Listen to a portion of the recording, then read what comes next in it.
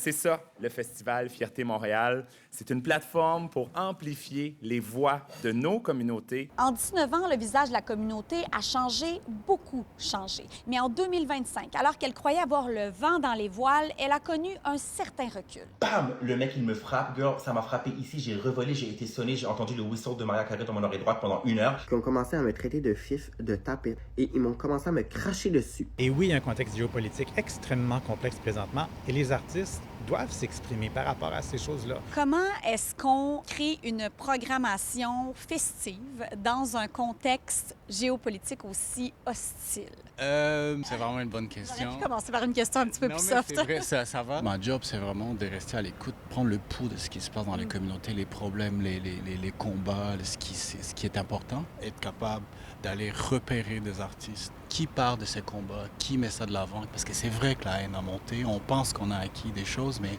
c'est comme si on retournait en arrière. Donc on le sent, on l'entend. J'ai eu beaucoup de cancellations aussi avec des artistes que je voulais amener des États-Unis, qui se sentent plus à l'aise de venir parce qu'ils savent pas ça va être où rendu au mois d'août. Donc ça a amené beaucoup de complications. Et la situation est devenue tellement imprévisible, on ne sait pas dans 2 semaines ça va être quoi.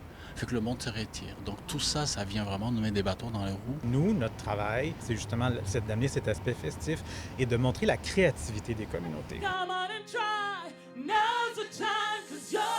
Cette année, il y a d'autres voix qui s'élèvent et ces voix ont moins le cœur à la fête. Des groupes comme le Réseau des lesbiennes du Québec et même des individus se sont exprimés publiquement pour dire que Fierté Montréal ne les représente plus. Est-ce que Fierté Montréal serait plus un festival gay ou vraiment un festival de la fierté? Toutes les organisations communautaires avec qui je travaille dissocient de fierté aussi. Je parle notamment de Jeunesse Santa, Interro, la coalition des groupes jeunesse LGBTQ+, les réseaux des lesbiennes.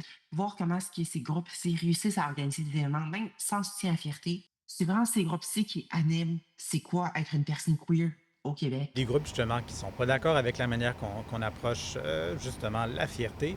Puis c'est sain. Je vous dis, c'est correct. Parce que quand on travaille dans la diversité, c'est pas juste une diversité d'identité, c'est des diversités de perspectives. On voit les choses différemment. Faut pas penser quand on voit un acronyme 2S LGBTQIA+, que tout le monde pense pareil là-dedans. Malgré les années qui passent, les discordes et les points de vue qui divergent, Fierté Montréal reste guidée par le même désir, celui de célébrer la diversité. À Montréal, Marie Cassimard pour Nouveau Info.